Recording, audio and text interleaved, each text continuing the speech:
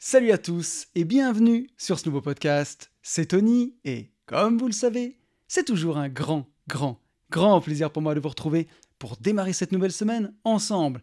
Pour tous ceux qui ne me connaîtraient pas et qui me découvriraient aujourd'hui avec ce podcast, je suis lotisseur, marchand de biens, investisseur et je vis de mes investissements depuis 2018. Alors ce podcast n'étant sponsorisé d'aucune manière, au début, je fais 3 minutes de pub pour nos propres produits, parce qu'ils sont bons, nos produits, et parce que j'occupe mes journées à faire de la division foncière, des divisions de terrain, des détachements de parcelles, et j'ai écrit un livre à ce sujet qui s'appelle « Riche de liberté », dans lequel je vous explique comment vous aussi, vous pouvez réussir à atteindre votre indépendance financière grâce à la division foncière, donc en faisant justement ça, des divisions de terrain, des détachements de parcelles, jusqu'à faire des lotissements complets. La promesse de ce livre, c'est d'arriver à dégager chaque année au minimum, et je dis bien au minimum parce qu'on fait vachement plus en vrai, 50 000 € de marge pour pouvoir en vivre, pour pouvoir dire ciao patron et passer plus de temps sur ce qui vous plaît vraiment. Ce livre, il est dispo sur notre site www.abinvest.net/boutique ou alors vous allez sur mon Instagram, c'est là où je suis le plus présent, vous pourrez me suivre dans mes aventures et m'envoyer des DM. Vous tapez @unevie-de-liberté, c'est là que vous allez me retrouver. Vous verrez même dans mes stories à la une sur mon compte Insta, il y a des stories travaux où vous pouvez voir la division foncière en action. Si vous avez envie d'aller plus loin avec nous, on a aussi une formation sur ce sujet, sur ce thème qui s'appelle Division foncière expert, qui a eu beaucoup de succès et voilà, les gens sont très contents. Ça y est, j'assume et j'ose le dire maintenant. On a même maintenant un mastermind qui s'appelle Esprit foncier avec 8 investisseurs qu'on suit sur une année complète et qu'on aide à réaliser leur première opération de division foncière. On a aussi plein d'autres choses, une formation pour apprendre à gérer ses finances personnelles que je co-anime avec Ben, qui s'appelle Finance Perso Expert, une formation qui s'appelle Investir sereinement en ETF, qui vous explique les rudiments pour apprendre à investir sur les marchés financiers grâce aux ETF. Une formation best-seller, on va dire, c'est celle qui a le plus plu. On a même une formation pour apprendre à faire de la crypto avec notre pote Max, et on a un gros programme qui regroupe tout ça, qui est la synthèse de plus de 22 coachings avec mon pote Yann, avec qui je co-anime mon deuxième podcast, Les Gentlemen Investisseurs, qui sort tous les vendredis à 10h. Cette formation s'appelle Global Invest. Et voilà, donc ça regroupe toutes les formations que j'ai citées avant, plus 13 heures de contenu inédit, c'est vraiment du lourd. Mais voilà, c'est des super produits, on en est très fiers. La communauté elle a bien aimé ces formations. Donc j'en profite pour en faire ma petite pub. Voilà, cette pub étant faite, qu'est-ce que c'est que ce podcast ? C'est Une vie de liberté. C'est mon petit podcast fétiche dans lequel on se retrouve tous les 15 jours depuis bientôt 3 ans déjà, puisqu'on a attaqué en octobre 2019. C'est absolument incroyable. 3 ans d'une vie de liberté. Et qu'est-ce qu'on apprend dans Une vie de liberté ensemble, puisque on apprend ensemble, on évolue ensemble, mon mindset évolue et on le fait ensemble. On apprend comment être libre dans ses poches, parce que dans le monde dans lequel on vit, quand même un peu de thunes si on veut en profiter, mais on apprend aussi et surtout comment être libre dans sa tête, parce que croyez-moi, dans ce domaine, je viens quand même de loin, et si on n'est pas libre dans sa tête, on a beau avoir tout l'or du monde, je pense qu'on n'est pas libre tout court. Donc, je vais commencer ce podcast comme je le fais tous les 15 jours en remerciant tous les gens qui m'ont mis un commentaire suite au podcast de la dernière quinzaine. Donc, un grand merci à Clément, Jérôme, Road to Audi R8, ça c'est du programme, Macha, Cyril, Nicolas, Manolo, Clément, Yasmine, Nimbus, Olivier, Crap, Grenade, Vincent et Jérôme. Un grand merci à vous tous. C'est vous qui faites vivre ce podcast et ça fait vraiment plaisir. On est 2486 sur YouTube, presque 2500. C'est une petite chaîne YouTube qui commence à ressembler à quelque chose quand même. On est 577 sur SoundCloud et on arrive à 335 notes sur Apple Podcast avec 2 nouveaux commentaires 5 étoiles. Donc un grand merci à Jérôme et à Liamille pour vos commentaires, vos notes 5 étoiles. C'est aussi ce qui aide à faire connaître ce podcast. En début de podcast, je reviens à chaque fois sur les chiffres, là où on en est, sur les réseaux sociaux, comment on avance. Pour moi, c'est vraiment très important tout ça, parce que vous le savez, les podcasts, c'est la guerre de l'attention, la guerre de la visibilité. Et si j'ai envie que mon travail soit connu et soit écouté, et c'est quand même le but, c'est les métriques des réseaux sociaux, des podcasts, et surtout d'Apple Podcast par exemple, qui fait que ça avance. Donc voilà, si vous avez un e-device, n'hésitez pas à me mettre une petite note 5 étoiles. Aujourd'hui, les podcasts, si je dis pas de bêtises, sont écoutés à peu près 6000 fois par épisode dans la quinzaine. Donc voilà, 6000 écoutes et 335 notes sur Apple Podcast, les calculs sont pas bons. Donc si le podcast vous plaît, n'hésitez pas à y aller. Franchement, ça aide ce podcast. Ceci étant dit, je vous propose qu'on passe aux news. Donc les petites news de la quinzaine. C'est les vlogs sur la chaîne YouTube. Je voulais vous en parler qui font de plus en plus de vues. C'est un truc de fou, donc ça fait vraiment plaisir. Le vlog sur les conseils, les 3 conseils de Booba pour durer, avoir une carrière qui dure sur le long terme comme Booba, ça fait 2000 vues. Le vlog sur le bâtiment, ça fait, si je dis pas de bêtises, ça fait presque 1000 vues en une semaine. Donc c'est un truc de fou. Franchement, ça fait trop plaisir. Et voilà, n'hésitez pas à aller voir ces vlogs. Chaque semaine, je sais que ça vous plaît bien, donc c'est top. Notre livre, Chemin pour devenir grand, notre 2e livre, j'en ai pas parlé dans l'intro du podcast, parce que maintenant, peut-être qu'on fait trop de choses au bout d'un moment, et qu'on commence à avoir vraiment beaucoup de choses à dire, on est présent. Mais voilà, notre livre, Chemin pour devenir grand, j'ai reçu les épreuves du livre. Le livre est vraiment magnifique. Il y a quelques petites choses à corriger sur les polices. On est en train de le faire. Je pense que je vais pouvoir renvoyer le bon à tirer d'ici 3-4 jours. Et donc, les livres devraient arriver chez moi si tout va bien. Il y a 10 jours de production, donc d'ici 15 jours. Donc, pour tous les gens qui nous ont fait confiance, qui ont précommandé le livre, je vais pouvoir vous envoyer tout ça d'ici, je pense, une quinzaine de jours, 20 jours maximum. Donc, merci encore. Et pour tous ceux qui ne l'ont pas précommandé, vous pouvez le faire. www.abinvest.net/boutique. Donc notre 2e livre, Chemin pour devenir grand, qui est un livre pour enfants. Voilà, à partir de 3 ans, 2-3 ans, où on peut le lire à ses enfants avant d'aller dormir, et jusqu'à, on va dire, jusqu'à 8 ans, où ils peuvent le lire tout seuls. Le premier livre, je pense que c'est le premier, Mindset pour enfants. Voilà, un livre qu'on a écrit avec Ben. Les dessins, c'est Léna. C'est un très beau livre. On est très heureux de vous le proposer. Je voulais vous reparler du Mastermind Division Foncière. J'en avais beaucoup parlé sur ce podcast quand on a lancé les inscriptions. On s'était mis une grosse pression pour bien faire. Et aujourd'hui, ça fait presque 3 mois que le Mastermind a démarré. Sur nos 8 participants, il y en a 3 qui ont trouvé leur premier OP. Donc voilà, on est aussi très content de tout ça. Ça avance bien. Et on a eu notre première rencontre physique du Mastermind. D'ailleurs, si ça vous intéresse, il y a le vlog sur la chaîne YouTube avec l'intervention incroyable en PNL de notre Fabien. Et je vous en ai donné un petit avant-goût puisqu'il a fait presque 3 heures d'intervention, je crois, et j'ai mis 10 minutes dans le vlog. Donc ça vous donnera un peu, comment dirais-je, un avant-goût d'à quel point c'était passionnant. Avec Ben, on a fait des présentations beaucoup plus techniques, il y a eu de la visite chantier, mais c'était vraiment fou, c'était un bon moment de partage. Et je vous dis ça parce que je suis très fier que grâce à ce podcast, grâce à Une vie de liberté, j'arrive à fédérer des gens pour vivre des moments comme ça, des vrais moments d'investissement, puisque je suis aussi passionné de marchand de biens, de division foncière, c'est quelque chose qui m'éclate. Et voilà, le faire entre investisseurs, c'est vraiment top.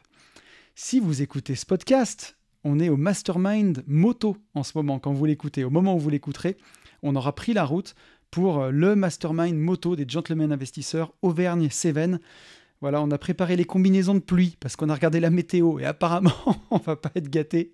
Donc, on va faire de la bécane toute la semaine entre investisseurs. On va traverser l'Auvergne, les Cévennes. Ça va être un voyage absolument incroyable. J'ai tellement hâte. Ça va être super. Et donc là, si vous suivez ça, on est en plein dedans. Donc, je vous invite aussi, encore une fois, à aller sur mon compte Instagram. C'est là où je vous ferai vivre un peu le voyage. On est 22. Ça va être vraiment une aventure exceptionnelle, je pense. Donc, on a vraiment hâte. Et je vous préparerai bien entendu un petit vlog pour la semaine suivante. Et qu'est-ce que je voulais encore vous dire ? 2 choses. Ça y est, on a passé les 7000 abonnés sur Instagram. Tout à l'heure, je l'ai dit de façon un peu rapide, mais ça y est, on est plus de 7000. J'insiste là aussi, je vous le disais, ces métriques, un petit peu de réseaux sociaux, c'est important quand on veut avoir des invités un peu plus prestigieux, comment dire, par la notoriété en tout cas. Mais un Instagram avec beaucoup d'abonnés, ça fait sérieux et ça me permet d'avoir encore plus d'invités sur le podcast et ainsi de suite. Donc merci beaucoup pour les 7000 et j'avais dit qu'on fêterait ça. Donc le vendredi, ce vendredi 30 septembre, je fais moins 15% sur toutes les formations. Donc les formations à 139 €, moins 15% dessus, toutes les formations, division foncière expert aussi. Et bien entendu, Global Invest. Donc Global Invest, c'est notre programme le plus cher. Moins 15% dessus, ça commence à faire un petit billet sympa.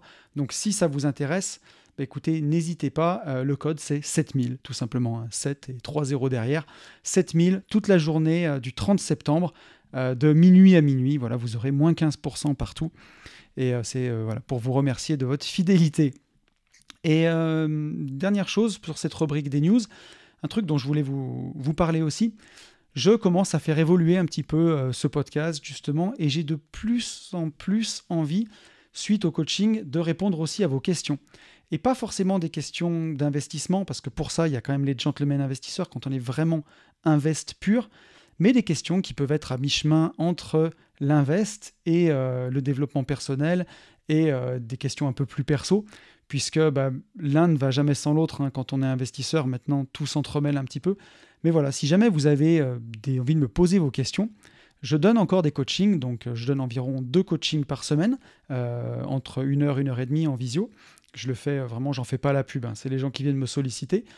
Et je trouve que en tout cas, c'est une activité que j'aime beaucoup garder, parce que ça me garde vraiment un lien avec la communauté. Et c'est souvent des soucis, des problématiques, on va dire, qui sont entre le mindset, le développement perso et la gestion de patrimoine.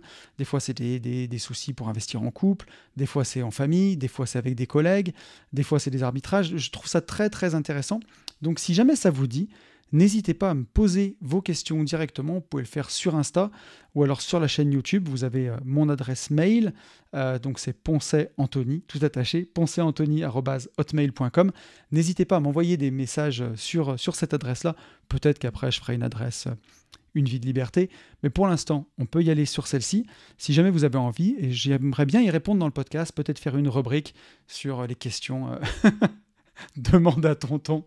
Donc voilà, en tout cas, c'est quelque chose qui me ferait plaisir pour faire évoluer un peu le format du podcast, peut-être de temps en temps, mais voilà, j'aime toujours faire évoluer les choses, et je pense que ça peut être quelque chose d'assez sympa. Les news sont terminées. Je vous propose qu'on fasse un petit retour sur le podcast de la dernière quinzaine, le podcast avec Jean Larue, avec Jean de All Musculation, enfin ex-All Musculation, maintenant Tonton Jean, qui continue de développer ses activités. C'est un podcast que j'ai beaucoup aimé faire, puisque Jean, c'est une figure de la musculation naturelle en France.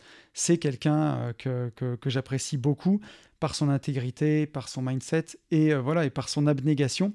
Et c'est un podcast alors qui vous a beaucoup plu sur SoundCloud. Il y a eu beaucoup d'écoutes, un petit peu moins sur YouTube, et surtout moins de commentaires que d'habitude. Mais si j'en crois les écoutes en tout cas, et vos retours simples, vous avez kiffé le podcast. Donc un grand merci à vous. Et on va revenir sur quelques messages que j'ai reçus. On a un message de Manolo. Manolo qui me dit « Super podcast avec un entrepreneur qui me fait penser à Rudy Koya. Il travaille énormément avec passion. Par contre, de mon côté, c'est plutôt la philosophie de Tonton Mindset qui consiste bien entendu à travailler dur, mais surtout à se dégager le maximum de temps libre pour faire ce que l'on aime vraiment, qui me fait le plus rêver. Merci à tous les deux pour le podcast. Eric Flag pourrait être un super invité pour un futur podcast. » Donc je vais te répondre en 2 temps. Effectivement, Jean, c'est quelqu'un qui a une philosophie qui se rapproche énormément de celle de Rudy Koya. Rudy, je l'avais reçu dans le podcast, puisque Rudy, c'est lui qui m'a aidé clairement à me lancer sur Internet, à faire des podcasts, puisque j'étais et je suis toujours un auditeur des podcasts de Rudy Koya, son podcast Leadercast notamment, et pour les fans de muscu, son podcast Super Physique Podcast, qui sont vraiment très très sympas. Et ils ont vraiment une même approche, une même philosophie, et de travailler avec passion. Après, pour Jean, c'est sûr que je me suis rendu compte aussi que c'était un bourreau de travail, il travaille énormément. Et moi, ma philosophie a évolué aussi de ce point de vue-là, puisque au départ, quand j'ai atteint mon indépendance financière, j'étais tellement fatigué de mon ancien travail, tellement crevé, que je passais clairement... Enfin, j'avais vraiment envie de repos et de me dire, voilà, j'ai travaillé aujourd'hui, maintenant je veux vivre de mon patrimoine, je veux profiter. Et avec le temps, en fait, mon mindset a évolué, et profiter, qu'est-ce que c'est vraiment? On va avoir le temps d'en parler tout au long de ce podcast. Mais profiter, c'est aussi vivre des aventures, vivre des trucs chouettes. Et c'est pas juste rien faire. Le tout, c'est qu'il y a encore du sens. Et je pense en tout cas que pour Jean, il y a beaucoup de sens dans ce qu'il fait. Il trouve beaucoup de sens et il s'éclate. Et voilà, en ce moment, c'est vrai que moi, je travaille beaucoup. Il y a des fois où je me dis, est-ce que, chaque projet isolé a du sens, et tout ce que je fais en même temps, est-ce que ça a encore du sens de travailler autant parfois? Il y a des fois, je ne peux pas dire que j'ai l'équilibre parfait. Il y a des fois où j'ai l'impression de perdre un peu de sens quand je cours comme un fou. Mais en tout cas, je fais les choses aujourd'hui par passion. Et voilà, se dégager du temps libre pour faire ce qu'on aime.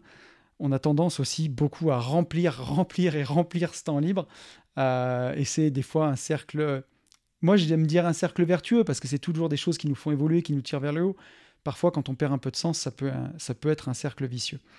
En tout cas, merci pour ton message. Et Eric Flagg, figure-toi que je le connaissais très peu et que j'ai découvert son podcast et je me suis rendu compte qu'avec Eric, on fait un peu des choses qui se ressemblent quand même. J'ai beaucoup aimé son podcast. Aujourd'hui, pour le coup, j'ai écouté un seul épisode, mais j'ai vraiment kiffé. Ça m'a donné envie d'en écouter plus.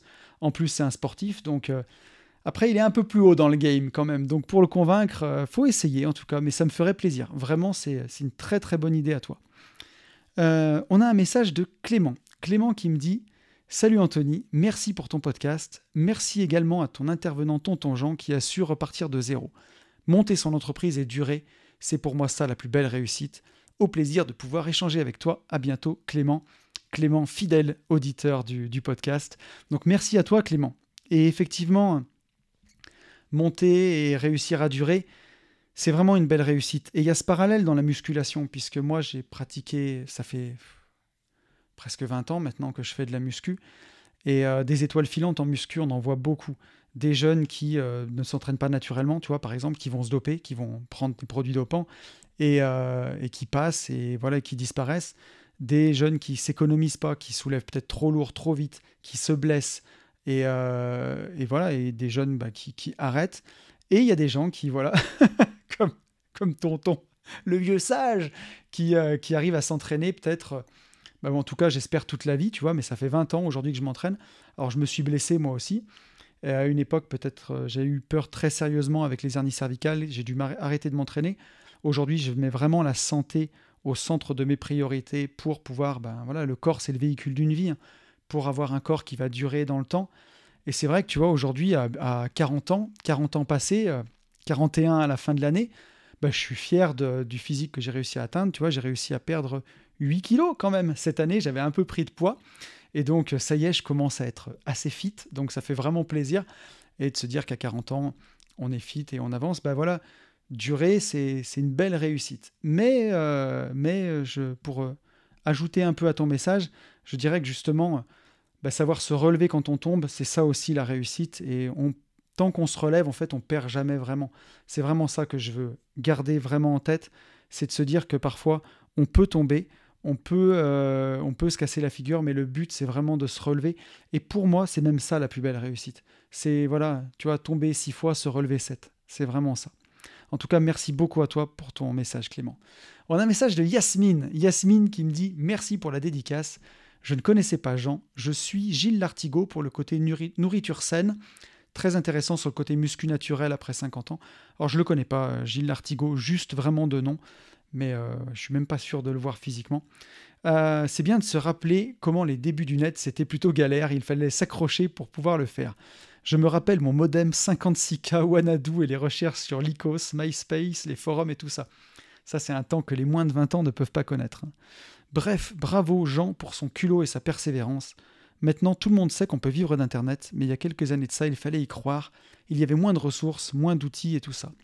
Pour les haters sur les réseaux, c'est quand même dommage de se dire que ça fait partie du jeu. Ça ne devrait pas être de l'ordre de l'habituel, et pourtant ça l'est. Sur votre discussion sur les habitudes, il y a quelques livres sympas comme L'effet cumulé, Les petites habitudes, grande réussite ou Change tes putains de mauvaises habitudes. Merci pour les conseils lecture, ça fait plaisir. En tout cas, moi je suis pour que tous les hommes fassent de la muscu. Bise. J'en doutais pas de ta part, Yasmine. Donc en tout cas, merci à toi pour ton message. Effectivement, les débuts d'Internet, c'était assez épique. Et aujourd'hui, il y a des outils clés en main. Là, j'enregistre avec un MacBook, un super micro, c'est du plug and play, tout fonctionne. Je me filme avec mon téléphone. C'est beaucoup plus accessible, c'est beaucoup plus facile. Il y a une époque où c'était clairement pas si simple et il fallait vraiment, comme tu dis, du culot et de la persévérance. Pour ton retour sur les haters, effectivement, c'est dommage de se dire que ça fait partie du jeu. Moi, j'essaye de l'accepter. Après, j'ai une politique où je bloque. Tu vois, là, récemment, dans mes choix de vlog, et c'était même pas calculé, quand j'ai fait le vlog sur Booba, voilà, ça divise, hein, forcément. Et donc, des fois, j'ai des messages de gens qui sont pas d'accord avec moi. Là, il n'y a aucun souci. J'ai aussi eu carrément des messages de gens j'aimerais les rencontrer dans la vraie vie parce que j'ai l'impression qu'ils sont illuminés, quoi. Des messages agressifs, vraiment bizarres. Et moi, je les dégage direct, en fait. Je me pose même pas de questions, je bloque et terminé. Et j'en parlerai un petit peu tout à l'heure aussi, des messages de gens qui insistent, qui forcent, en fait. Voilà. Les jeunes, ils diraient qu'ils forcent. Ils veulent passer leur avis, mais c'est des avis subjectifs. Récemment, tu vois, j'ai eu un gars qui voulait me dire que ma Tesla était moche. Il s'est remis à commenter le vlog de la Tesla qui est sorti il y a 1 an pour me dire qu'elle était moche. Bon, ben la beauté, c'est subjectif, quoi. Qu'est-ce que tu veux que je te réponde? Je lui dis, la beauté, c'est subjectif. Il dit, ouais, mais elle est moche quand même. Et je me suis permis de lui répondre, la beauté est dans l'œil de celui qui regarde. Voilà, phrase à méditer. J'en reparlerai tout à l'heure, mais à méditer. Donc là, tu vois, quand je peux ajouter de l'humour, ça me fait marrer. Sinon, quand c'est relou, quand ça force, juste je bloque, en fait. Une vie de liberté, c'est mon podcast, et c'est pas un podcast trop polémique. J'ai pas envie de polémiquer. J'aime quand on parle ensemble, j'aime qu'on soit pas d'accord et qu'on argumente. Je dis pas que j'ai toujours raison, et pour ceux qui sont fidèles du podcast, loin de là.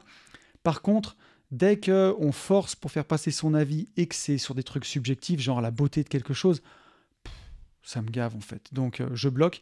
Et tu vois, j'arrive vraiment à faire la part des choses là-dessus. Puis je me dis qu'on n'en est pas tous au même niveau. Quand j'ai fait le vlog de la Porsche, par exemple, je crois que j'ai eu un commentaire d'un mec qui m'a dit au lieu de t'acheter une bagnole, si t'as de l'argent, il y a des gens qui crèvent de faim. Qu'est-ce que tu veux que je réponde à ça? C'est ouf, surtout quand tu sais que tu as fait des podcasts de développement personnel pour aider les gens et que ça vient d'un gars qui, je sais pas, moi, pourrait lui aussi donner de l'argent, j'en sais rien, je sais pas. Sur des trucs comme ça, j'ai même pas envie de polémiquer en fait. C'est tellement bas que je dégage direct. Mais tu vois, j'apprends à vivre avec. En fait, ça me fait pas grand chose, quoi. Voilà. Ça me glisse comme l'eau sur les plumes d'un canard. Voilà, et merci pour tes conseils lecture. Et on a un dernier message de Crab Grenade qui nous donne une citation de Benjamin Franklin. Et c'est la citation que je crois que j'avais esquissée, mais je ne l'avais pas complètement. Il y a des gens qui meurent à 25 ans et qu'on enterre à 75. Donc un grand merci à toi pour nous avoir rappelé cette citation incroyable. Et effectivement, moi j'en connais plein, des gens qui ont arrêté de vivre à 25 ans, qui sont déjà dans une relation de couple plan-plan, et où il n'y a rien qui va, mais ils continuent. Ils ont acheté le scénic, le chien, ils ont mis en route les enfants, ils font que se plaindre, ils sont dans des boulots qu'ils détestent, ils sont endettés pour un pavillon beaucoup trop cher, et ils sont bloqués, ils ont 25 ans, et c'est véridique, je connais des gens comme ça. Et voilà, et ils arrêtent de rêver, et ils font que se plaindre. C'est jouer à la vie d'adulte trop tôt, je sais pas comment le dire, mais des gens qui... sans se poser de questions, sans avoir vu le monde, sans avoir voyagé, sans avoir rien fait, et on aura le temps d'en parler encore dans ce podcast, mais qui se sont mis dans un moule, et voilà, il se passe plus rien, quoi. Arrêtez de rêver, c'est vraiment triste. Et c'est malheureux. Mais voilà, il y a des gens comme ça, et je compte sur vous pour ne pas en faire partie. Surtout pas, c'est bien trop dramatique. Donc un grand message à toi, Crab Grenade, d'avoir partagé ce message. Et tu m'as inspiré, figure-toi, le sujet du podcast de cette semaine. Et on va basculer gentiment dans le sujet de la semaine. C'est avec ta citation de développement personnel, ça m'a inspiré parce que cette semaine, j'ai pas mal de sujets à traiter. Et comme je vous le disais, j'ai envie de faire évoluer le podcast et j'ai toujours envie que ce soit un bon moment. Et plus que jamais, ces derniers temps, je sens que mon mindset il change au fur et à mesure que j'évolue, au fur et à mesure que mon patrimoine augmente aussi. Forcément, mon mindset change. Et ces derniers temps, il s'est passé beaucoup de choses. Mon patrimoine évolue aussi. Et forcément, il y a plein de changements qui se produisent entre ce que je fais sur Internet, le groupe Mastermind, les nouveaux projets qu'on a en division foncière et tout le reste. Et d'autres projets aussi que j'ai des associés qui sont plus assez discrets et des projets que j'ai dont je ne parle tout simplement pas sur les réseaux.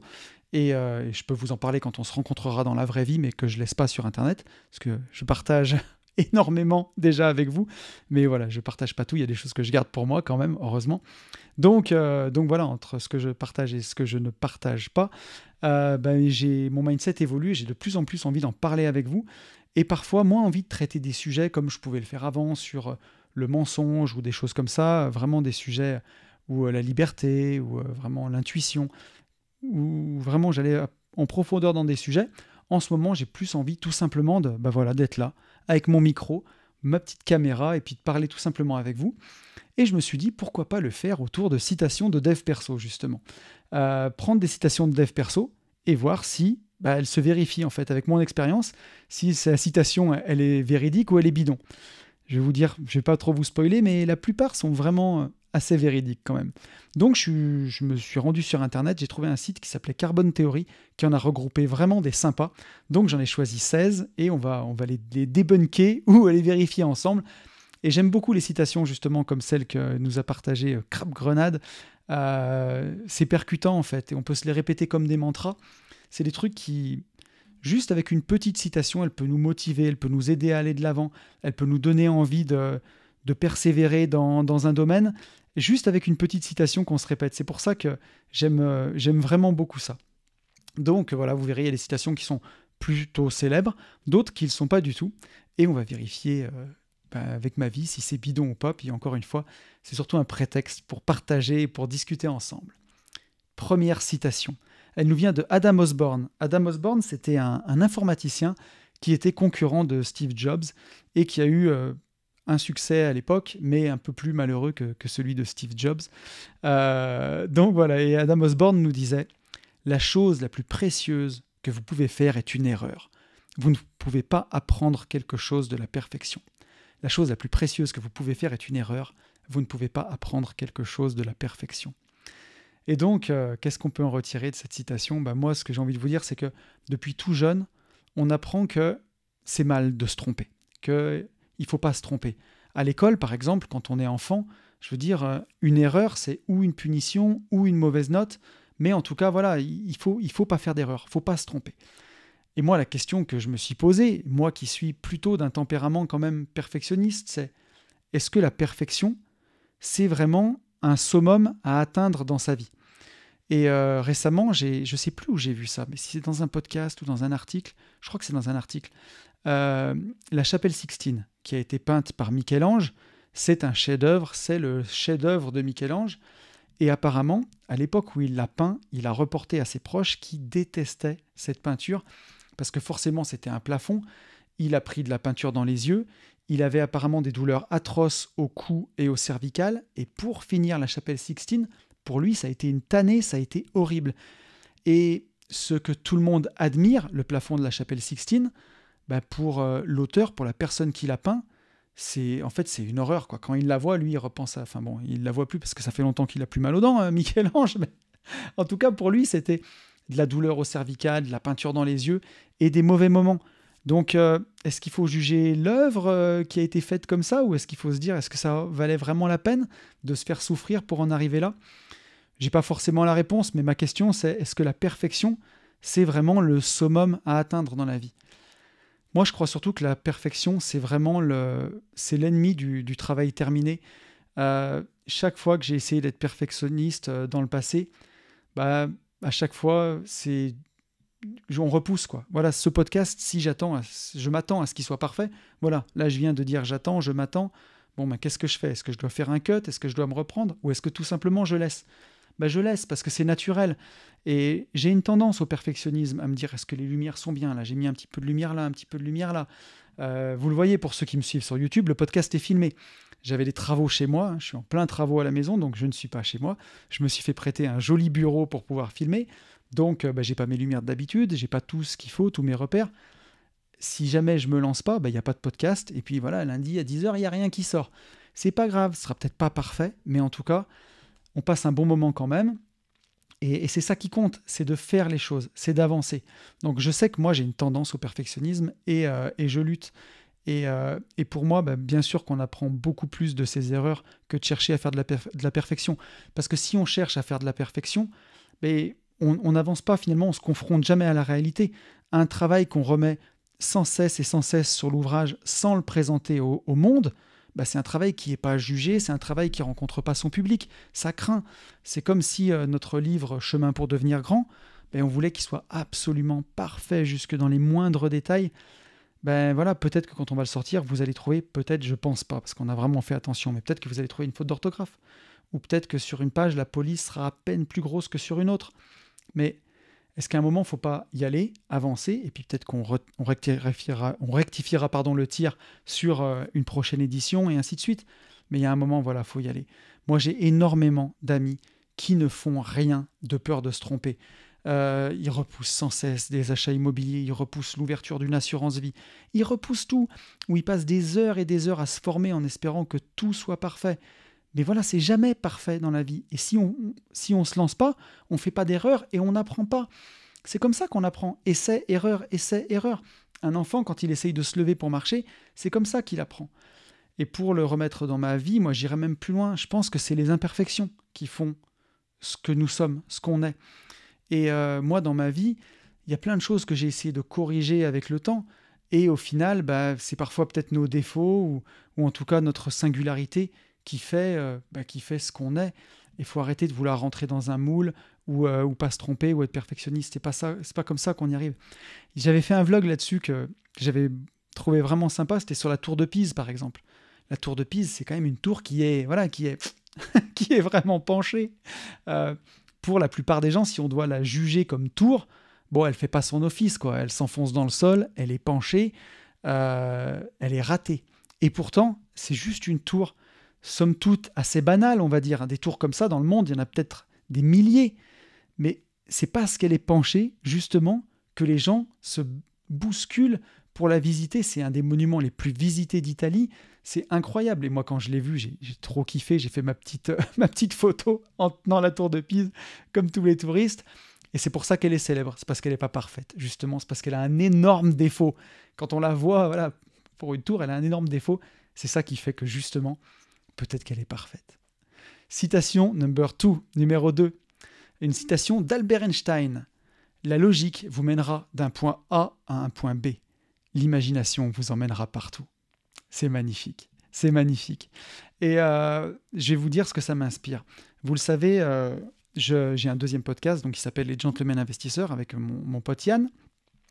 Et dans le cadre de ce podcast, on fait ce qu'on appelle des J'irai investir chez vous. C'est un coaching qu'on a inventé à la culotte où on va 2 jours chez des investisseurs pour les aider sur la gestion de leur patrimoine, leurs finances perso. On leur donne notre vision des choses, on va dire. Donc d'ailleurs, c'est terminé. Il ne reste plus que 3 épisodes avant la fin de l'année. Et on arrête parce que c'est très enrichissant, mais ça prend beaucoup de temps. Et vous le savez, le temps, c'est la ressource la plus précieuse, bien au-delà de l'argent. Donc voilà. Mais ce que je veux dire, c'est que dans ces coachings, nous, on sait tout faire. C'est-à-dire que si vous voulez 10 000 euros de cash flow mensuel, on sait faire. Si vous voulez atteindre 5 millions d'euros de patrimoine, on sait faire. Bien sûr, il y aura un prix à payer en face, en temps, en investissement personnel, pour aller chercher des investissements toujours plus gros, toujours plus rentables, mais c'est des choses qu'on sait faire. Donc ça, c'est aller d'un point A à un point B. Mais est-ce que c'est vraiment souhaitable de tout résumer à un plan pour atteindre un résultat ? Moi, ce que j'ai surtout vu en J'irai investir chez vous, c'est des gens qui parfois veulent 2 000, 3 000, 4 000 euros par mois pour quitter leur job, comme moi je le voulais, mais en fait, ils ne savent même pas pourquoi ils veulent ça, parce que tout simplement, ils rêvent. C'est des gens qui ne rêvent plus. Comme moi à une époque où je voulais juste quitter la rat race, je voulais juste m'arrêter. Et moi, le premier, j'avais plus de rêve, quoi. Je me disais, je veux mes 4 000 euros de cash flow par mois pour pouvoir être indépendant financièrement. J'irai faire du vélo et des balades avec mon chien. À l'époque, j'avais encore pas de chien, mais j'irai faire des balades et je veux être tranquille. Je veux juste être tranquille. Voilà, j'aspire à être tranquille. C'est pas ça une vie de rêve, quoi. Et justement, la logique, achète tel appart, fais tel investissement. Ça te mènera d'un point A à un point B. Mais par contre, l'imagination, le rêve, ça t'emmènera partout. Et c'est vraiment ça qu'il y a à retenir. Le rêve, c'est vraiment un de nos besoins fondamentaux. Sans le rêve, il n'y a pas de création, il y a vraiment plus rien. Et qu'est-ce que c'est le but d'atteindre un objectif de 1 million d'euros de patrimoine net ou 2 millions d'euros de patrimoine net si derrière, il n'y a rien qui nous fait rêver? L'argent, c'est juste un moyen, c'est pas une fin. Donc tout démarre d'un rêve en fait. Regardez aujourd'hui le micro que j'utilise, le casque que j'ai sur les oreilles, le téléphone qui me sert à me filmer. Tout ça, ça a été d'abord conçu dans l'esprit d'une personne avant de se matérialiser dans la réalité physique. Donc tout démarre d'un rêve. C'est pour ça que c'est hyper important de rêver. Et J'en ai parlé dans le podcast des Gentlemen, si je dis pas de bêtises. Oh non, c'est dans le podcast privé. Mais je vais en parler d'ailleurs, parce qu'il est enregistré, mais il n'est pas encore sorti. Mais la semaine où j'enregistre ce podcast, ça a été une semaine très importante pour ma société, pour AB Invest, pour mon associé Benjamin et moi, puisqu'on a signé nos bureaux. On va faire construire nos bureaux, donc dans un bâtiment qui mêle du locatif et notre partie bureau, et vraiment des bureaux de rêve pour nous. J'en parle pas trop encore, tant que voilà, c'est pas fait, mais on a signé le permis de construire, on a le terrain, on a signé le permis. Et comment dire, tout s'est merveilleusement aligné. Un jour, j'ai vu sur Internet des bureaux, dans une vidéo, j'en dis pas trop, mais des bureaux fantastiques. Et je me suis dit, c'est merveilleux, je veux ces bureaux-là, je veux avoir des bureaux comme ça, alors qu'on était à la maison. J'ai envoyé la vidéo à Benjamin, et je lui ai dit, écoute mec, regarde ça, ça me fait rêver. Est-ce que toi, ça te plairait, des bureaux comme ça ? Et Ben m'a dit, c'est incroyable, c'est merveilleux, je veux des bureaux comme ça. Donc on est parti de ce rêve-là. Derrière, on a trouvé une opération de marchand de biens rentable qui nous a permis d'avoir un prix défiant toute concurrence sur le terrain grâce au marchand de biens. Derrière, on a trouvé des super associés pour réaliser le projet avec nous, où on fait un grand bâtiment qu'on va couper en deux, qui nous a permis d'avoir un super prix sur justement ces bureaux. Et en fait, tout se goupille bien, tout fonctionne. Et cette semaine, on a signé les plans pour déposer le permis de ces bureaux-là. Et voilà, c'est parti d'un rêve, en regardant une vidéo dans mon canapé et d'une vision de me dire c'est ça que je veux. Et 1 an après, je suis en train de les matérialiser pour de vrai.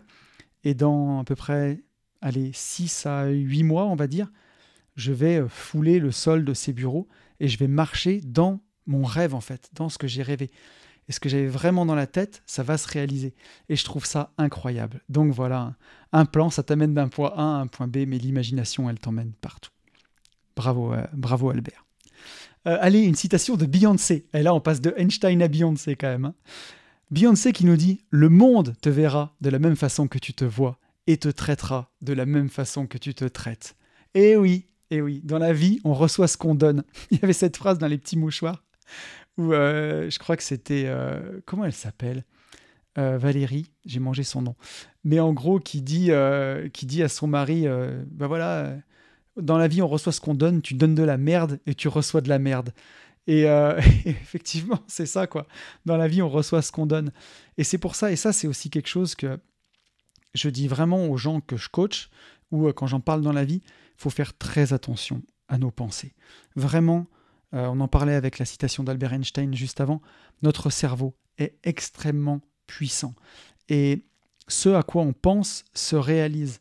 Et là où il faut faire attention, c'est que notre cerveau, il ne comprend pas la négation. Donc si on n'arrête pas de penser toute la journée à « faut que j'arrête de fumer, faut que j'arrête de fumer, faut que j'arrête de fumer », notre cerveau, il comprend fumer, fumer, fumer. Et donc on a envie de fumer des cigarettes. Donc si on tourne le truc et qu'on dit à notre cerveau, quand on a envie d'arrêter de fumer, par exemple, j'ai pris cet exemple-là, mais je veux être libre, je veux être libre, je veux être libre. Notre cerveau, il comprend libre, libre, libre. Et quelques années après, on est comme tonton, on est libre comme l'air. Bon, en tout cas, jusque là où je peux être libre, on pourrait disserter sur la notion de liberté ensemble. Mais c'est pas le propos, c'est pas le sujet aujourd'hui. Mais voilà, en tout cas, faites très attention à vos pensées. Et le cerveau, justement, ne comprend pas la négation. Et donc, voilà, si vous faites tout pour ne pas aller à un endroit, mais que vous pensez qu'à cet endroit, c'est là que vous allez finir. Croyez-moi, c'est comme en moto. Pour ceux qui font de la moto, en moto, on va là où on regarde. Donc, si vous regardez bien la courbe du virage et le point de sortie, vous allez aller là. Si vous regardez le fossé et le talus, c'est là que vous allez finir. Donc, il faut vraiment, vraiment faire attention. Et je ne veux pas paraître donneur de leçons d'ailleurs, parce que là-dedans, je viens de très très loin dans ce domaine, sur justement, vois le monde, tu verras, enfin comment dire, le monde te traitera de la même façon que tu le vois, puisque, boucher les oreilles des enfants, parce que je vais dire une ou deux grossièretés, mais c'est important de le dire, à l'époque où j'avais encore mon ancien job, et où rien n'allait comme il faut dans ma vie, vraiment je me suis posé cette question, quoi, à un moment, je me suis dit, est-ce que ma vie c'est de la merde parce que j'ai ce mindset éclaté, ou est-ce que c'est parce que j'ai ce mindset éclaté que ma vie c'est de la merde? Et il y a quelque chose que j'ai vraiment verbalisé, donc c'est là où vous bouchez les oreilles des enfants, mais il y a des fois j'étais dans ma voiture et je me disais putain, la vie c'est un gigantesque chiotte rempli de merde. Je vous jure que j'ai dit ça à une époque. Donc voilà, vous pouvez déboucher les oreilles des enfants, mais vraiment ça me paraît ahurissant aujourd'hui d'avoir prononcé ces phrases-là. Mais je le dirais pas si je l'avais pas fait dans ce podcast, je suis honnête avec vous, j'ai prononcé ces phrases-là. J'ai dit, voilà, pour moi, la vie, c'est ça. Donc effectivement, tu donnes de la merde, tu reçois de la merde. Et aujourd'hui, jamais je dirais quelque chose comme ça. Au contraire, je veux dire, ma vie est incroyable. Ma vie est incroyable, je suis béni, c'est merveilleux. Chaque journée est plus belle que celle de la veille, même si des fois, c'est pas vrai, et que chaque journée, parfois, me réserve son lot de tracas. On va avoir le temps d'en parler dans les autres citations.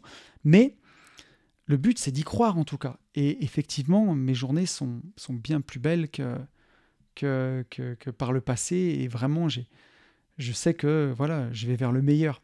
Donc, faut faire attention à nos pensées. Si vous pensez positif, vous attirez du positif. Si vous êtes toujours négatif, vous attirez du négatif. J'en parlais tout à l'heure de cette anecdote, la beauté est dans l'œil de celui qui regarde. Le mec qui me dit que ma Tesla, elle est moche, et que je lui dis que c'est subjectif, la beauté, et qui force. Je lui le dis, la beauté est dans l'œil de celui qui regarde. Et ça, c'est vraiment, vraiment très important. Une même vie, c'est de la PNL, hein, voilà. Faut changer de lunettes. Si vous mettez vos lunettes noires pour tout regarder, vous verrez tout en noir. Si vous mettez vos lunettes roses, vous verrez tout en rose. Et la PNL, c'est vraiment ça. Décider de voir le verre à moitié vide au lieu de le voir à moitié plein. Et croyez-moi, quand on change de lunettes, tout change. Et ma vie en est le témoignage, puisqu'aujourd'hui, je ne comparerai plus jamais ma vie à un chiotte. Voilà. Elle était épique, celle-là. Je ne vous l'avais pas dit, celle-ci. Numéro 4. Une phrase de Peter F. Drucker qui nous dit « La chose la plus importante en matière de communication est d'entendre ce qui n'est pas dit. » Et oui, les silences. Donc on le sait, une énorme partie de la communication, elle est non verbale. Et ça nous échappe souvent quand on reçoit un message d'une personne. Et donc la PNL, par exemple, elle nous aide vraiment beaucoup là-dedans. En nous demandant d'être attentif à tous les signaux qui ne sont pas la parole. Ça peut être la posture, ça peut être la gestuelle, ça peut être justement les silences dans une conversation. Et moi, je ne sais pas si c'est la chose la plus importante, en tout cas dans la communication, d'entendre ce qui n'est pas dit. Mais ce que je peux vous dire, c'est que c'est une chose qui est capitale. Et par exemple, dans l'immobilier, on avait dit que je comparerais à des situations de ma vie. Cette compétence-là, entendre ce qui n'est pas dit, c'est capital. En négociation, par exemple, vous allez parler avec les gens et vous allez voir leur réaction. Ils vont peut-être dire des choses, mais leur corps, vous allez voir s'il s'ouvre, s'il se ferme. Et récemment, on a eu des négos où les gens nous disent bien sûr que le prix ne leur convient pas, qu'ils ne sont pas satisfaits, que ce n'est pas assez cher, mais leur corps vraiment s'ouvre, leur posture se dégage. Il y a même des sourires qui en fait veulent dire qu'ils ne s'attendaient peut-être pas à un prix aussi élevé, ou en tout cas à un prix comme ça, et que dans leur tête, ils sont déjà conquis. Donc ça, c'est des choses qu'on arrive à voir grâce à la PNL. Donc ça, en négociation, c'est vraiment, vraiment un atout incroyable.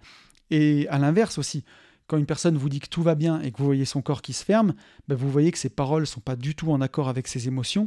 Et voilà, c'est de voir, en tout cas d'entendre ce qui n'est pas dit. Et dans cette citation, on nous dit « entendre ce qui n'est pas dit », c'est aussi pour les silences. Et j'ai eu un associé par le passé, dans une autre vie, qui était extrêmement nul, on va dire, en PNL, ou en tout cas en intelligence émotionnelle, et qui ne savait pas du tout entendre ces silences. Et justement, en négociation, quand on voulait avoir des opérations, par exemple, c'est une personne qui pouvait rappeler le client 4-5 fois par jour pour avoir une réponse. Alors que quand on fait de la négo, il y a des silences qui sont importants, et des fois on le sait, c'est comme avoir un chantier, parfois c'est comme pêcher un thon avec un fil de pêche tout mince, quoi. Faut faire très attention, sinon ça casse. Et en fait, quand on ne respecte pas ces silences dans la communication, qu'on veut aller trop vite, c'est valable aussi en immobilier, où le foncier, l'achat des terrains, c'est très très long. Voilà, quand on ne respecte pas ces silences, quand on veut aller trop vite, on fout tout en l'air, quoi. Donc voilà, les silences sont très importants. Et l'intelligence émotionnelle, avoir cette petite fibre-là, de se dire, est-ce que c'est le moment de rappeler ? Est-ce qu'il ne faut pas laisser encore un petit silence ? C'est vraiment un atout en communication. Et moi, je l'ai vu. Et quand vous êtes avec quelqu'un, vous avancez avec quelqu'un qui n'a pas cette intelligence-là, ça vous fait rater des affaires. Citation numéro 5, on va retrouver notre cher Albert Einstein. Celle-là, elle est connue. Tout le monde est un génie, mais si vous jugez un poisson sur ses capacités à grimper à un arbre, il passera sa vie à croire qu'il est stupide. Eh ben oui, voilà.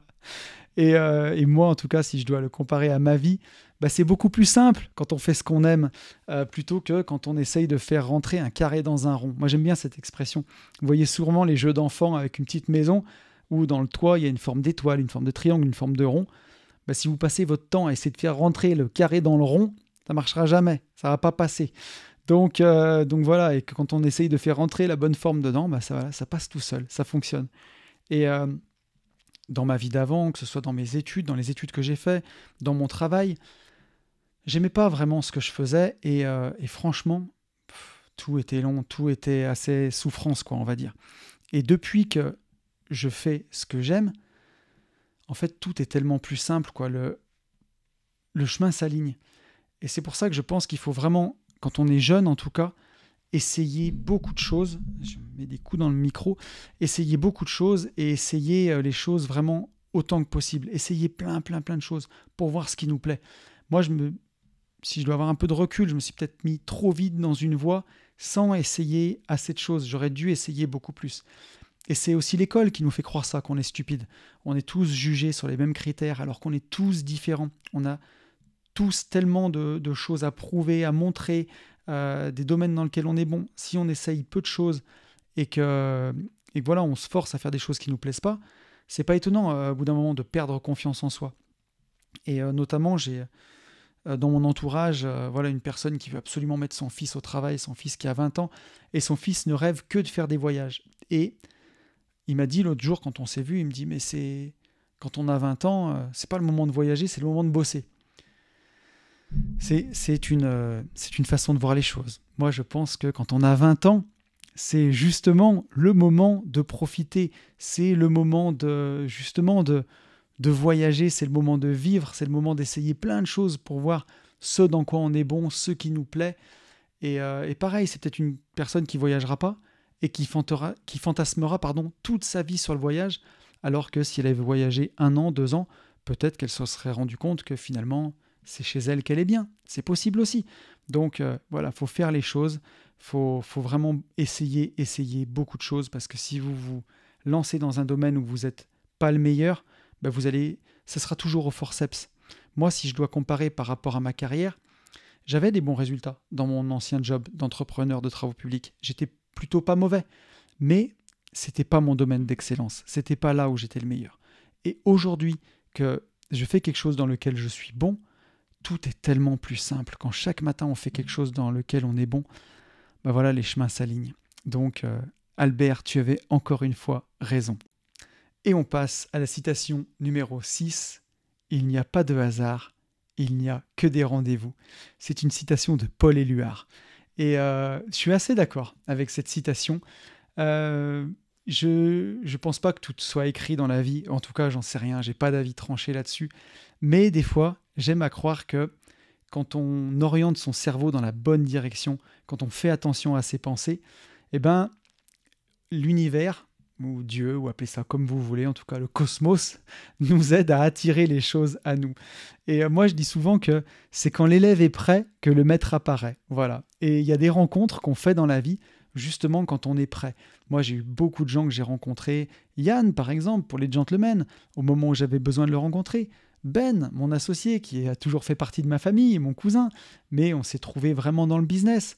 Ou encore Fab, récemment, mon pote qui m'a coaché en PNL, qui aujourd'hui est un ami avec qui on a plein de projets. C'est vraiment incroyable. Et c'est vraiment ce sentiment-là que j'ai eu dans ma vie quand j'étais vraiment aligné entre ce que j'aime faire et ce que je fais. Aujourd'hui, j'ai un quotidien, une vie où c'est parfaitement aligné, où je refuse de faire des choses qui n'ont pas de sens pour moi. Je ne le fais plus, c'est quelque chose que je ne fais pas. Donc, j'ai l'impression qu'il n'y a plus de hasard aujourd'hui des fois, et qu'il y a des rendez-vous, des rencontres qui se font, qui sont vraiment des rendez-vous, comme si c'était censé arriver. Et pour illustrer ça, je ne sais pas si vous avez vu Harry Potter, mais dans Harry Potter 4, Harry Potter et la coupe de feu, il y a un moment où il prend une potion de chance qui s'appelle Felix Felicis, et pendant 1 heure où elle fait effet, tout s'aligne pour lui en fait. Tout devient parfait. Chaque rencontre, chaque moment, même s'il a l'impression que ça ne se passe pas comme prévu, en fait, tout était fait pour s'imbriquer et pour se passer exactement comme il fallait. Et j'ai trouvé ça vraiment trop cool. Et à l'époque, ça m'a rappelé ça. Et vraiment, là, quand il prend la potion, tout s'aligne devant lui. Et c'est exactement la même chose. Tout se goupille parfaitement. Donc, quand on est aligné sur son chemin, c'est comme si on avait pris de la potion Félix Félicis, je trouve en tout cas. On va passer à la citation numéro 7 qui nous vient de Michelle Obama, elle-même, la femme du président. Michelle Obama qui nous dit « Une des leçons que j'ai apprises, c'est qu'il faut toujours rester fidèle à vous-même et quoi qu'on vous dise, ne laissez jamais personne vous détourner de vos objectifs. » Et ça, c'est tellement important, mais tellement important, de ne pas se laisser détourner de ses objectifs la première rencontre qu'on fait. J'ai vu tellement d'investisseurs se faner après une rencontre amoureuse, par exemple, et d'investisseuses, hein, ça marche dans les deux sens. Mais des fois, les hommes, on se fait encore plus mener en bateau, mais voilà, une rencontre de quelqu'un qui les détourne de ce qu'ils veulent accomplir. Par amour, ils arrêtent de travailler sur leur projet. Et c'est même pas de l'amour, parfois, c'est par passion. Ils arrêtent d'assumer ce qu'ils font, ils ont honte de ce qu'ils font, ils cachent ce qu'ils font, ils l'assument pas. Ils veulent pas dire qu'ils sont investisseurs parce qu'ils ont peur d'être jugés ou quoi. Il faut surtout pas le faire, ça. Soyez fiers de ce que vous faites. Ne présagez pas de ce que les gens pourront en penser. Et soyez vous-même, soyez fiers. Si vous êtes investisseur, alors dites-le, ne le cachez pas, c'est vraiment important. Moi, ça me fait vraiment penser, si je dois le comparer à ma vie, quand je me suis lancé sur Internet. Pour mes proches, pour ma famille, aujourd'hui, ce que je fais, c'est une évidence. Ça fait parler de moi. Ça fait partie de moi, pardon. Mais peut-être parler de moi aussi, le lapsus. Mais voilà, Tony, il est podcasteur, il a sa chaîne YouTube, il a ses masterminds, il s'éclate, il est vraiment dans son truc, c'est fantastique. Ok, aujourd'hui, c'est une évidence, c'est parfaitement admis. Mais à l'époque, qu'est-ce que tu fais sur Internet? Pourquoi tu te montres? Qu'est-ce que les gens vont penser de toi? Vivons cachés, vivons heureux, tu devrais pas faire ça. Mais voilà quoi. Et j'aurais pu me laisser détourner de mon objectif. J'aurais pu le mettre derrière moi. Mais si j'avais fait ça, si j'avais mis ça de côté, il n'y aurait jamais eu une vie de liberté. Voilà, et ça tient à une toute petite décision, à un tout petit détail de ne pas faire ce podcast. Le jour où j'ai commandé ce micro Amazon, j'aurais très bien pu le mettre dans un placard et me dire « Qu'est-ce qui m'a pris, quoi ? Allez, je le revendrai plus tard, j'y touche pas. » Mais non, j'ai décidé de le brancher, de parler dedans, et grâce à ça, il y a eu une vie de liberté. Il y a eu tous les messages incroyables que je reçois, et il y a eu tout ce que j'ai fait, quoi. Donc, les gens ne sont pas dans votre tête, et seul vous-même êtes capable de savoir ce qui est bon pour vous. Et si vous essayez pas, vous saurez jamais. Et pour moi, en tout cas, une personne qui a plus d'objectifs, c'est vraiment le premier pas vers la dépression, en fait. Regardez autour de vous. Tous les gens qui sont dépressifs ou qui savent pas où ils vont, vous leur demandez comment ça va, pas si mal, ni plus ni moins. Demandez-leur c'est quoi ton objectif en fait, c'est quoi ton but dans la vie, c'est quoi tes objectifs là, tes 3-4 objectifs pour cette année, tes 3-4 objectifs à 5 ans. Les gens peuvent pas vous répondre. Voilà pourquoi ça va pas. C'est le premier pas vers la dépression. Donc, gardez vos objectifs et protégez-les coûte que coûte. Citation numéro 8 qui nous vient de Edward de Bono, qui était psychologue. « La pensée créative n'est pas un don, c'est une compétence qui peut s'apprendre. » Ça, c'est très très important parce que moi, c'est une chose que j'ai appris en 3 ans de création de contenu, parce qu'une vie de liberté, on en a parlé tout à l'heure, ça va avoir 3 ans. Il y a des gens qui me demandent toujours « Mais comment tu fais au bout de 3 ans pour avoir encore des trucs à raconter? Comment tu fais ?» Bon, déjà, il faut être passionné, il faut avoir vraiment l'envie de partager. Mais des fois, ça suffit pas. Il faut se dire, mais qu'est-ce que je vais raconter cette semaine? Moi, il y a eu plein de fois où je me suis dit, mais qu'est-ce que je vais leur raconter cette semaine? Des listes de sujets, j'ai encore au moins, 80 sujets d'avance pour une vie de liberté. Mais aujourd'hui, je fonctionne à l'envie. Il y a des fois, c'est juste pas le moment. J'ai pas envie de les traiter. Donc voilà, mais je fonctionne à l'envie. Et cette création, en fait, ça s'entretient. Donc moi, déjà, j'aime avant tout avoir des idées. J'aime les laisser mûrir dans ma tête. Et puis à un moment, les cueillir et puis les coucher sur le papier d'abord, et puis après en vidéo avec vous. Mais en fait, la pensée créative n'est pas un don, c'est une compétence qui peut s'apprendre. C'est vraiment ça. Avant tout ça, c'est une discipline. Voilà. Plus on le fait, plus on devient bon en fait. En s'astreignant à sortir au départ un podcast toutes les semaines, et aujourd'hui un podcast toutes les 15 jours, et un vlog toutes les semaines, et un podcast toutes les semaines avec Yann, voilà, plus on le fait, plus on devient bon. Je crois en tout cas. Et c'est Woody Allen qui disait ça. J'ai pas trouvé la citation exacte, mais grosso modo, c'était ça. Il disait, Woody Allen, « Moi, je n'écris que quand je suis inspiré. Et par chance, l'inspiration arrive tous les matins à 9h quand je me mets devant ma feuille. Voilà. En fait, c'est de l'ironie. Hein. Ça veut dire que Woody Allen, tous les matins, il se levait, il s'asseyait devant sa feuille et il commençait à écrire. Et c'est en commençant, en faisant, que l'inspiration, elle vient. Et donc, effectivement, la pensée créative, il y a des gens qui sont plus créatifs naturellement que d'autres, mais c'est surtout quelque chose qui s'entretient et quelque chose qui s'apprend. Et parfois, il faut le forcer un petit peu et se mettre derrière une feuille ou un micro de podcast ou une caméra et y aller. Et encore une fois, quand on réapprend à rêver, étonnamment, tout est beaucoup plus simple. Hein. Allez, citation numéro 9. Donnez-vous la permission d'être un débutant. C'est Julia Cameron qui était auteure. Donnez-vous la permission d'être un débutant. Et je connais beaucoup de gens qui ne se donnent pas cette permission, justement, notamment en coaching par exemple. J'ai vu des dizaines et des dizaines d'investisseurs qui veulent tout savoir. Ils veulent tout comprendre, tout apprendre avant de se confronter à la réalité du terrain. Et donc du coup, ça fait des excès de formation sans se confronter à la réalité et aux choses. Des gens qui passent leur temps à apprendre, accumuler du savoir, parce qu'ils ne veulent pas paraître ridicules, ils ne veulent pas aller en visite et se taper la honte.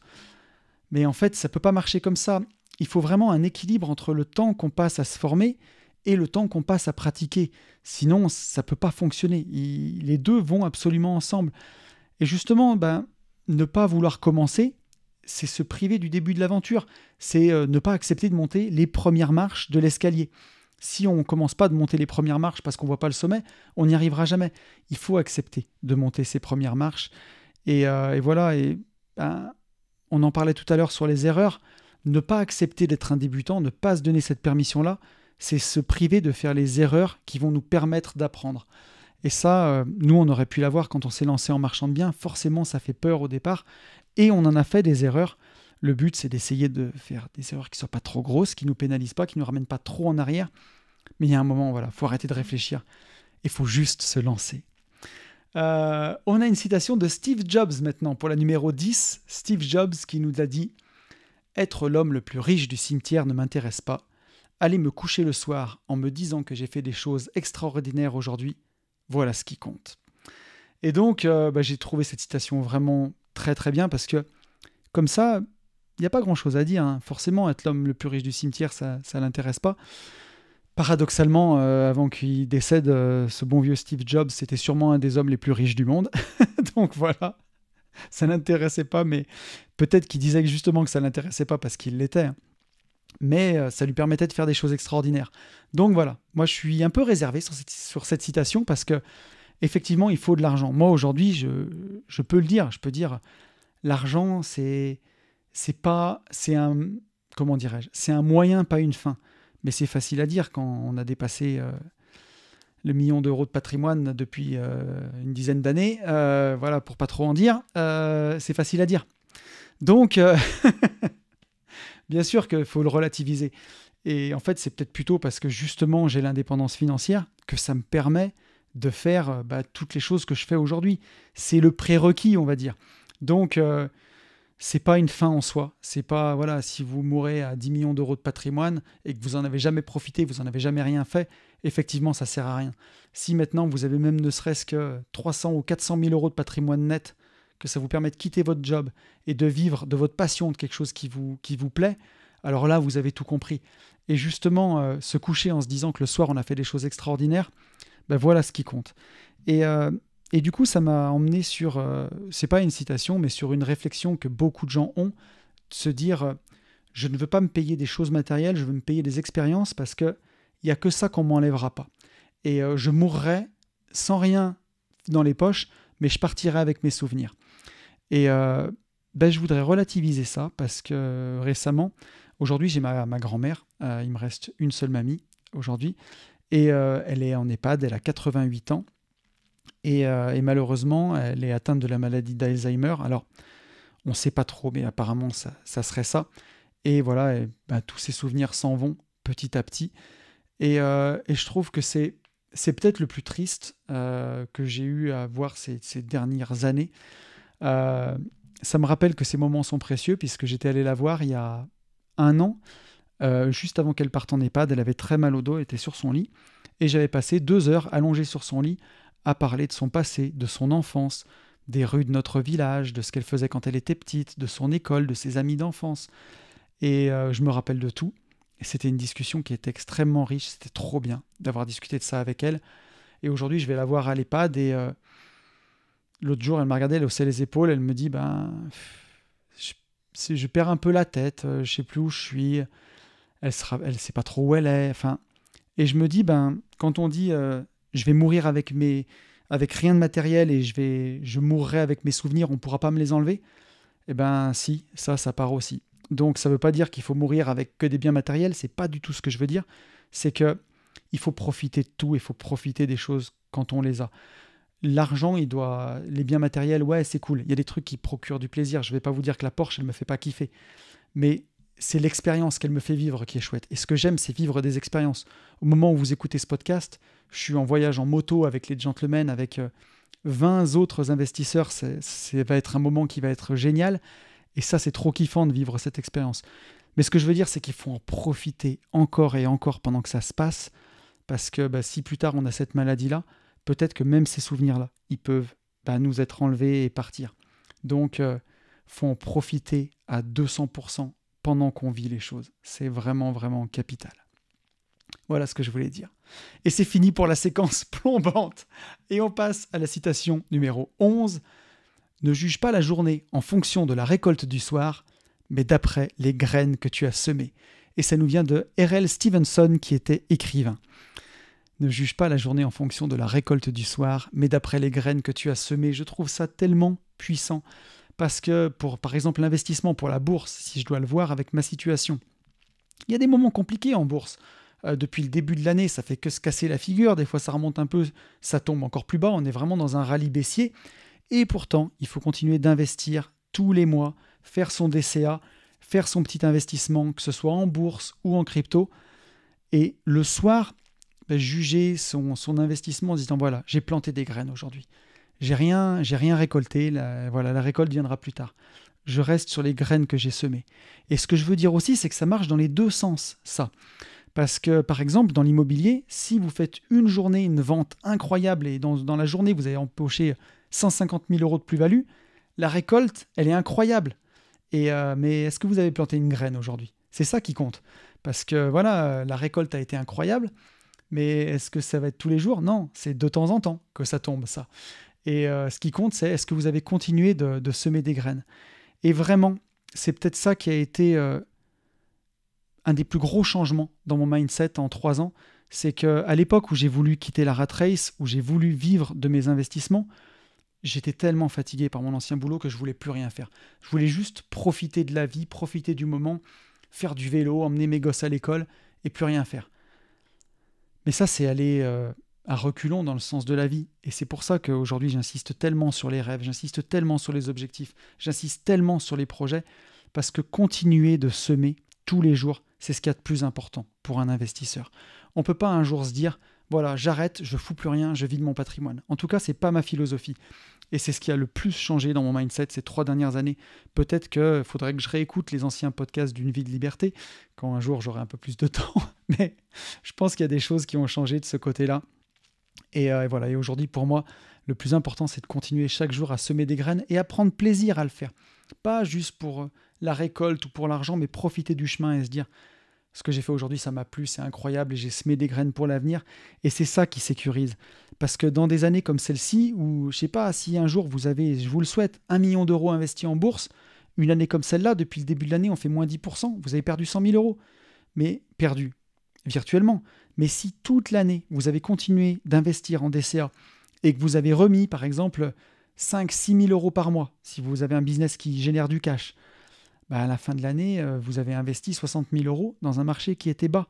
C'est là-dessus qu'il faut juger votre année. Vous avez su tenir le cap, vous avez semé des graines. Et la récolte n'en sera que plus belle.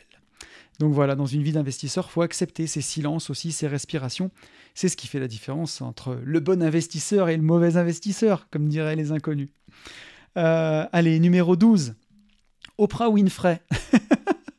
Vous vous demandez où je suis allé les chercher, ces citations. Oprah Winfrey qui nous dit, mais bon, grande réussite quand même. Il nous arrive parfois d'être concentrés sur la difficulté de notre ascension au point de perdre de vue la nécessité de nous montrer reconnaissants pour le simple fait d'avoir une montagne à escalader. Voilà, donc, grosso modo, on pourrait le dire, des fois on est tellement perdu dans nos problèmes que on oublie qu'on a la chance d'avoir des problèmes à affronter, en tout cas, ou un objectif. Et j'ai lu un bouquin que j'ai bien aimé récemment sur Driver. Driver, c'était un rappeur qui a eu du succès à la fin des années 90, qui aujourd'hui est journaliste, qui présente les Rap Contenders, pour ceux qui aiment le rap.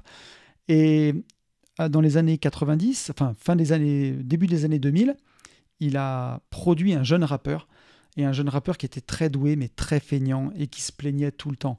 Ouais, le studio, il n'est pas assez insonorisé. Ouais, je suis fatigué, j'ai pas assez dormi. Ouais, le concert, il est trop loin. Et un jour, il a eu un featuring avec un rappeur américain, et il a fait sa diva tout le temps. Et au bout d'un moment, le rappeur américain l'a regardé et lui a dit « Wow, you choose this life, homie. T'as choisi cette vie, mec. Pourquoi tu fais la gueule ?» Et j'ai trouvé ce... J'en remets des coups dans le micro, tout va bien. J'ai trouvé cette histoire très parlante, en tout cas pour ça. C'est de se dire, voilà, tu as la chance de faire le job que t'aimes, arrête de te plaindre, quoi. Et ça fait partie du jeu. Et c'est ce que je me suis dit ces derniers temps, puisqu'on est sur beaucoup d'affaires avec Ben. Il y a les podcasts avec Yann, il y a mes podcasts à moi, il y a les vlogs, il y a aujourd'hui 4 entraînements de CrossFit par semaine, puisque j'ai remis, je vous le disais, la santé au centre de mes objectifs. Des fois, j'étais crevé, mais je me suis dit, mais mec, t'as choisi cette vie, et c'est incroyable, donc t'as pas le droit de te plaindre. Et c'est ça qui est important. Et pour revenir à la citation d'Oprah Winfrey, on est tellement concentré parfois sur la difficulté de notre ascension, sur ce qu'on est en train de faire, qu'on oublie d'être reconnaissant juste sur le fait d'avoir cette montagne, cet objectif à affronter. Et voilà, je le redisais tout à l'heure, vivre, c'est pas ne rien faire. Et c'est pas parce qu'il y a l'indépendance financière et qu'on n'a plus de problème d'argent qu'on n'a plus de problème du tout. Ça ne veut pas dire ça. C'est pas parce qu'on a de l'argent qu'on n'a plus de problème. Ça nous permet de choisir nos batailles, de choisir ce qu'on a envie d'avoir à faire.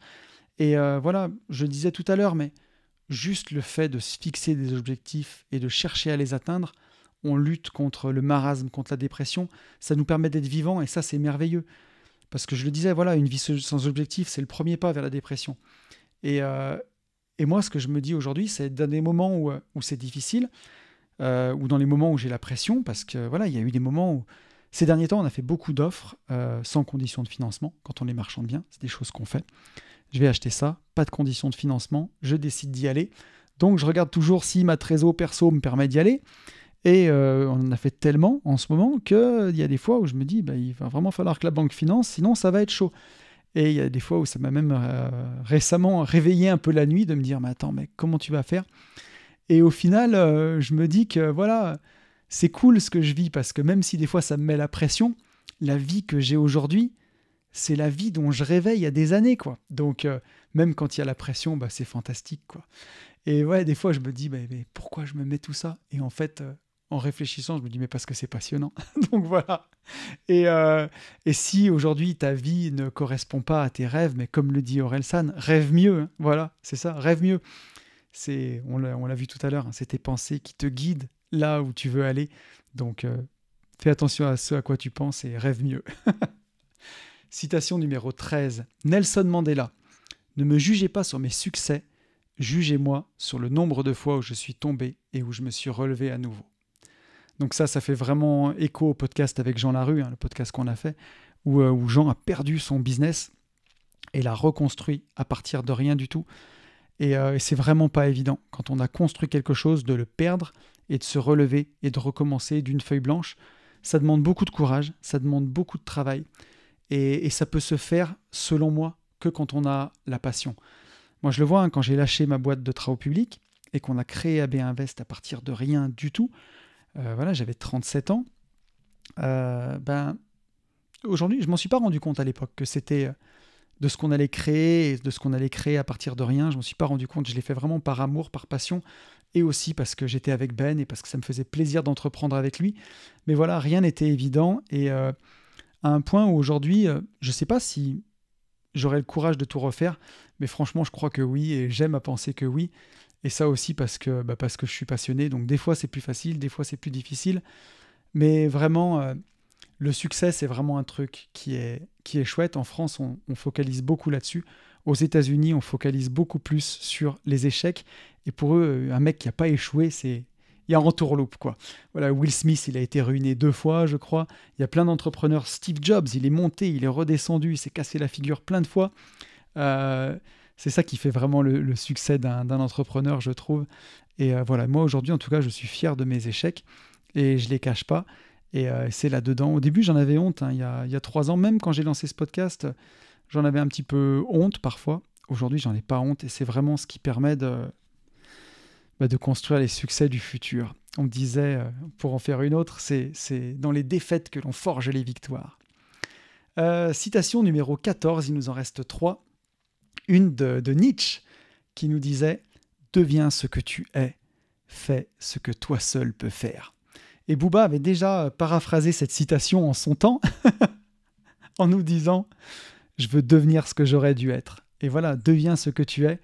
Booba, lui, c'était « Je veux devenir ce que j'aurais dû être », en disant que le train est peut-être passé, mais je sais ce que j'aurais pu être et je vais quand même remonter dans le train et je vais le devenir et je vais rétablir le tir. Je trouvais cette phrase extrêmement puissante. Mais pour en revenir à Nietzsche, deviens ce que tu es, fais ce que toi seul peux faire. On en revient un peu à notre poisson qui essaye de grimper aux arbres et à notre tour de Pise, quoi. Ben voilà, vous êtes unique et c'est votre plus grande force. Et dans notre société, on passe notre temps à gommer tout ça. Il n'y a qu'à voir sur les réseaux sociaux, tous les influenceurs fitness. Toutes les nanas, elles finissent par ressembler au même moule et tous les mecs, c'est la même chose. Les mêmes tatouages aux mêmes endroits, les mêmes coupes de cheveux, les mêmes dents blanches en facettes, pas naturelles, et ainsi de suite. Il y a une uniformisation de tout, faire rentrer dans un moule, quoi. On en parlait avec Marion, une de nos dernières coachées, J'irai investir chez vous. À force de rentrer dans le moule, on finit par ressembler à une tarte. Voilà. Donc, à vous de construire votre monde au-delà des normes. Et c'est ça qui compte. Voilà, c'est ça qui compte. Est-ce que la normalité, c'est le summum de ce qu'il faut atteindre ? Je ne pense pas. Ce qui fait de nous ce qu'on veut être, c'est notre unicité. Et on peut construire son propre monde. Moi, je le vois autour de moi, par exemple. Tous les matins, 4 matins par semaine, je vais au sport. Donc, soit lundi, mardi, mercredi, je me repose jeudi et j'y vais vendredi. Ou soit lundi, mardi, repos le mercredi et sport jeudi, vendredi. J'y vais à 9h du matin, c'est à 20 minutes de chez moi, donc je pars à 8h20, je reviens à 10h30, et ça fait partie de ma routine. Et pour la plupart des gens, une journée, elle ne commence pas par 2 heures de sport, quoi. Et je le vois autour de moi, hein, quand je suis avec des artisans, je leur dis, ils me voient en tenue de sport le matin, passer au chantier avant de partir, ils me disent, tu vas où ? Je dis, je vais au sport. Ah ouais, toi tu t'entraînes le matin ? Ouais, pourquoi pas ? Je sais pas. Qui est-ce qui a dit qu'il fallait faire son sport le soir à 18h30, je sais pas. En tout cas, moi, j'ai décidé que non. Et c'est rigolo. Et ça peut être dur à assumer au départ, mais en tout cas, pour moi, aujourd'hui, ça fait partie de ma vie. Je m'en cache pas. Et je prends pas de rendez-vous à 9h du matin, parce qu'à 9h du matin, je suis en train de m'entraîner. Par contre, je peux prendre des rendez-vous à 18h, 18h30, parce que pour moi, c'est plus un moment où j'ai envie de travailler. Et voilà. Donc, construisez-vous votre propre normalité, en tout cas, vos propres normes.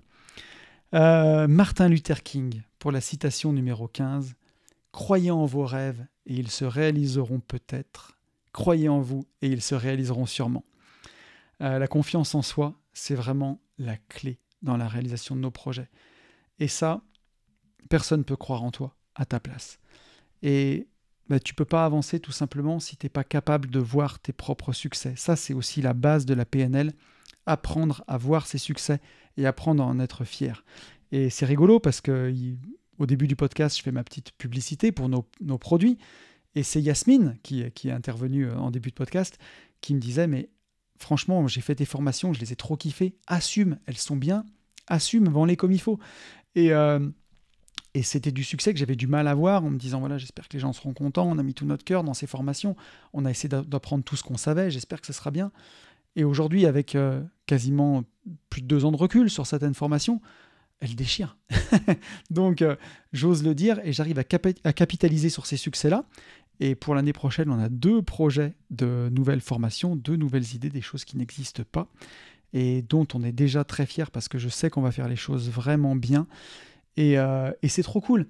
Et c'est trop cool. Et en capitalisant sur les succès du passé, ça nous permet de construire le futur.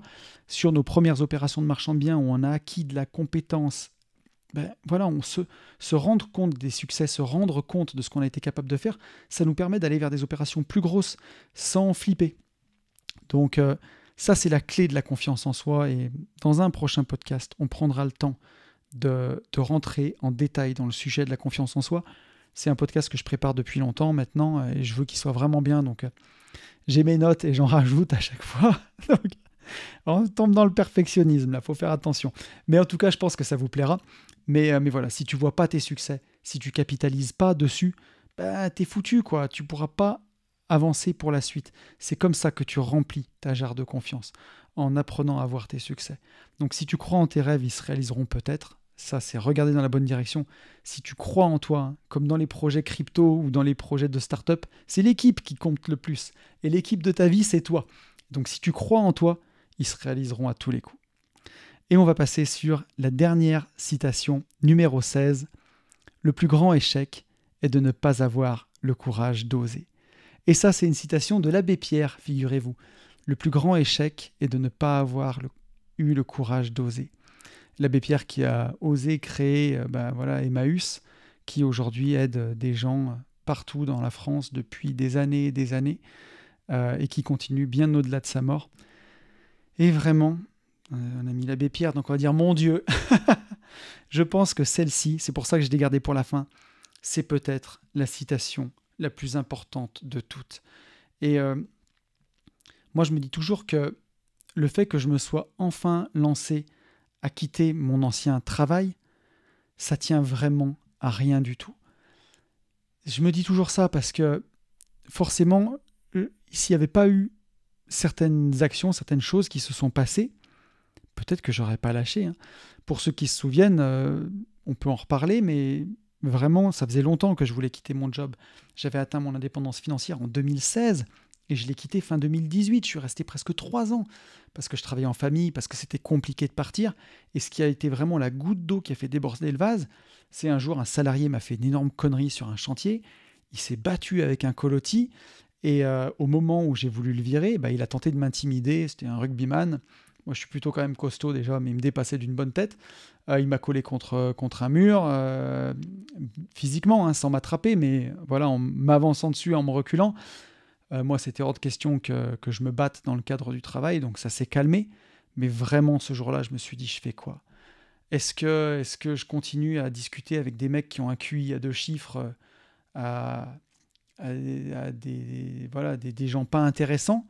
Ou est-ce que je me prends en main et j'avance et je vais vers des choses qui sont beaucoup plus intéressantes, comme parler avec vous sur ce podcast ou faire mes opérations de marchand de biens ou profiter à fond de ce que la vie a à m'offrir et avancer vers mes rêves. Et vraiment, ce jour-là, ça a été un déclic. Je me suis dit, mais je suis en train de gâcher ma vie, en fait, avec des gens qui ne sont pas intéressants. Donc, j'avais peut-être pas le bon mindset, on en a beaucoup parlé, je ne dis pas que j'avais raison sur tout, mais en tout cas, ce jour-là, ça a été vraiment la goutte d'eau qui a fait déborder le vase et où je me suis dit, maintenant, c'est terminé. Et 2 mois après, j'ai tout lâché et je me suis lancé. Et avant, la question que je me posais, c'était qu'est-ce qui va se passer si je lâche mon travail ? Qu'est-ce qui va m'arriver si je prends le risque de changer de vie ? J'ai changé le jour où je me suis posé la question inverse. Et ça, c'est grâce à un copain, je ne sais pas s'il écoute ce podcast, mais grâce à un pote qui s'appelle Clément, qui m'a dit, pose-toi la question inverse. Qu'est-ce qui va se passer si tu ne le fais pas ? Qu'est-ce qui va se passer si tu restes dans cette société ? Qu'est-ce qui va se passer si tu te lances pas ? La même chose qui se passe depuis 2 ans, 3 ans, 5 ans, 10 ans. Il va rien se passer, justement. Et la vie, elle est faite pour être vécue pleinement. Elle n'est pas faite pour rester en sécurité jusqu'à la retraite. C'est nul, ça, voilà. On n'est pas un fonctionnaire de la vie, quoi. Et vous aurez peut-être une vie qui ne sera pas nulle, mais une vie qui sera moyenne, quoi. Et est-ce que c'est vraiment ce que vous voulez viser ? Est-ce que c'est vraiment ce que vous voulez atteindre ? Une vie moyenne, voilà. Et moi, je me dis qu'avec du recul, je serais complètement passé à côté de ma vie si je n'avais pas vécu ces 3 dernières années qui étaient incroyables. J'ai voyagé autour du monde. J'ai rencontré des amis complètement incroyables. J'ai fait des conférences devant des centaines de personnes. j'ai aidé des centaines de personnes avec ce podcast, peut-être même des milliers avec ce podcast, mais en tout cas en physique, des centaines de personnes à améliorer leurs finances. J'ai gagné beaucoup d'argent avec mes opérations de marchand de biens, en vivant mes rêves, et justement, par-dessus tout, j'ai vécu mes rêves, quoi. Donc s'il y a une citation sur toutes là qui vaut bien le coup d'être retenue, c'est bien celle-ci de l'abbé Pierre: le plus grand échec est de ne pas avoir le courage d'oser. Parce que ça tient à rien de passer à côté de sa vie. Moi, ça a tenu justement à cette altercation avec un salarié, et le lendemain, de me dire d'avoir juste un petit peu de courage et de se dire, voilà, ça y est, je tire sur le sparadrap, je me jette dans le vide, je brûle mes bateaux, je me lance, j'y vais.